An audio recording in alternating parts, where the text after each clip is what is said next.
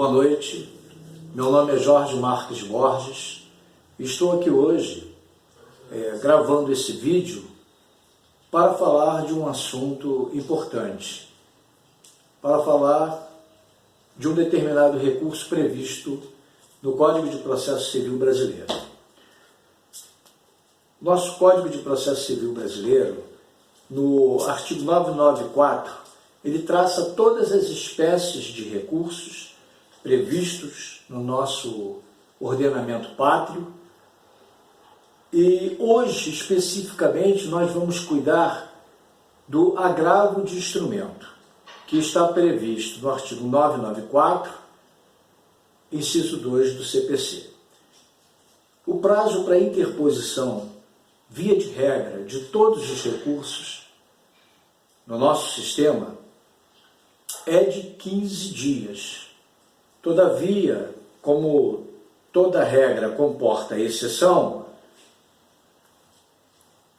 aqui também nós temos uma exceção, ou seja, a exceção é exatamente aquela prevista no artigo 1003, no seu parágrafo 5º, que é referente aos embargos de declaração, cujo prazo é diferenciado, é de 5 dias.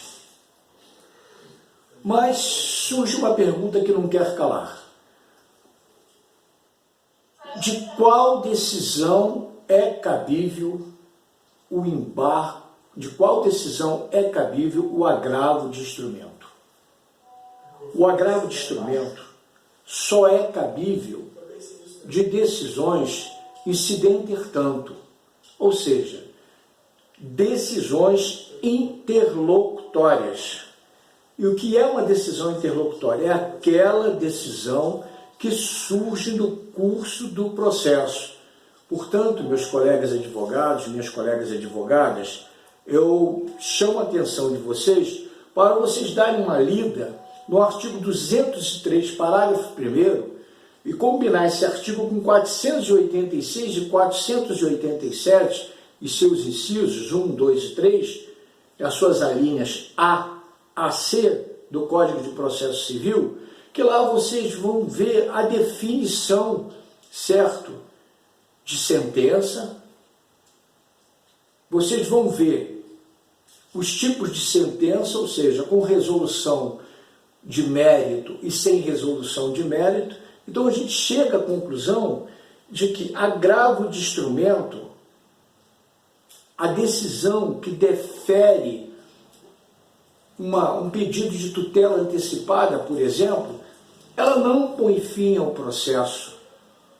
Então não é uma decisão que encerra o processo como previsto lá no artigo 486 ou 487, julgando o feito com julgamento do mérito ou sem julgamento do mérito. Então concluímos que decisão interlocutória não põe fim ao processo. Quais são as hipóteses de cabimento do agravo de instrumento? Todas aquelas previstas no artigo 1015, dos incisos 1 a 13, com exclusão do inciso 12, que foi vetado. Então esse rol é considerado como um rol taxativo. Em outras palavras, só é cabível agravo de instrumento naquelas situações previstas no artigo 1015 e seus incisos. Por exemplo, será que existem outros casos que podem ensejar a interposição do agravo de instrumento? Sim, existem. Outros casos excepcionalmente previstos em lei. É o que fala o inciso 13 do artigo 1015. Eu cito aqui como exemplo o artigo 19, parágrafo 2º da Lei de Alimentos, Lei 5.478/68. Lá há previsão há uma previsão de que a concessão de alimentos provisórios, dependendo do percentual que o juiz venha a estipular, pode sim ser agravada. Um outro exemplo é na própria lei de mandado de segurança, a lei 12.016/2009, do seu artigo 7º, parágrafo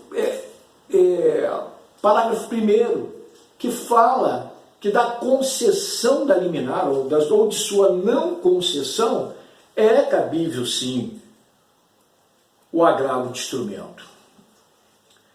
Então, o que se conclui é o seguinte, tudo aquilo, todas as situações, todas as decisões que não estão previstas no rol do artigo 1015 do nosso Código de Processo Civil brasileiro, por ser ele um rol, um elenco, né? O legislador colocou ali todas as hipóteses previstas taxativamente, não cabe agravo de instrumento. E isso por uma razão muito simples. Outras e quaisquer decisões que a parte venha se sentir prejudicada no processo, ela pode perfeitamente se utilizar dos suprimentos do artigo 1009, parágrafo 1º do CPC. E com isso, ela vai evitar a chamada preclusão, ou seja, aquela questão, aquela decisão que não é agravável, ela, se sentindo prejudicada, através do recurso de apelação, em preliminar, ela vai arguir, talvez, se for o caso, um cerceio de defesa, por ela ter requerido uma prova, produção de uma prova que o juiz não deferiu.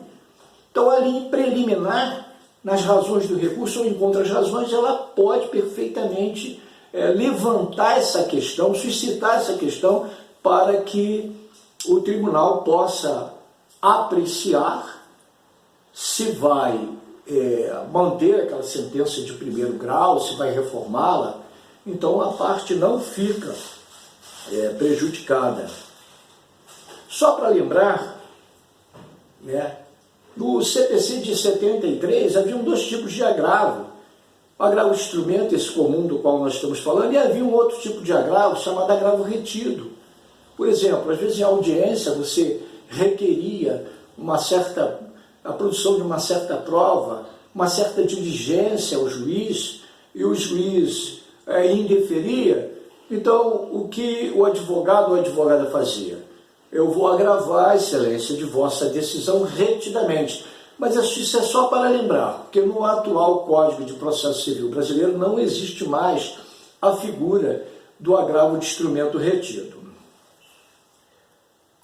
É importante também salientar que não existe sustentação oral no agravo de instrumento. Ou seja, você interpôs um agravo de instrumento, você não vai lá no tribunal sustentar. Todavia, há uma excepcionalidade a essa regra. E essa excepcionalidade é somente nos casos previstos no artigo 937.8, inciso 8 do novo CPC. Isso aí, por exemplo, quais são esses casos? São aqueles casos, previsto no artigo 300 e no artigo 311 do novo CPC, que é a tutela de urgência e a tutela de evidência. Nesses casos, a lei prevê, em sede de agravo de instrumento, a sustentação oral, somente nestes casos. Como se pode ver lá, se consultar o artigo 937, não vai figurar o recurso de agravo de instrumento.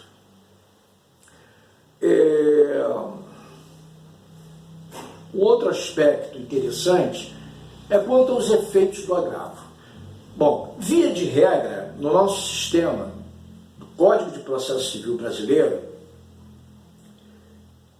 os recursos são recebidos tão somente no efeito meramente devolutivo, ou seja, a parte interpõe o recurso e esse recurso, preenchidas as formalidades legais, sobe à instância superior para ser apreciado aquilo que está sendo colocado no recurso.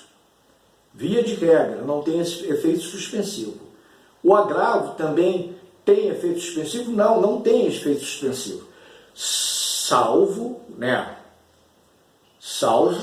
ele não tem, por exemplo, quando se interpõe agravo, ele não tem o condão por si só de dar efeito suspensivo.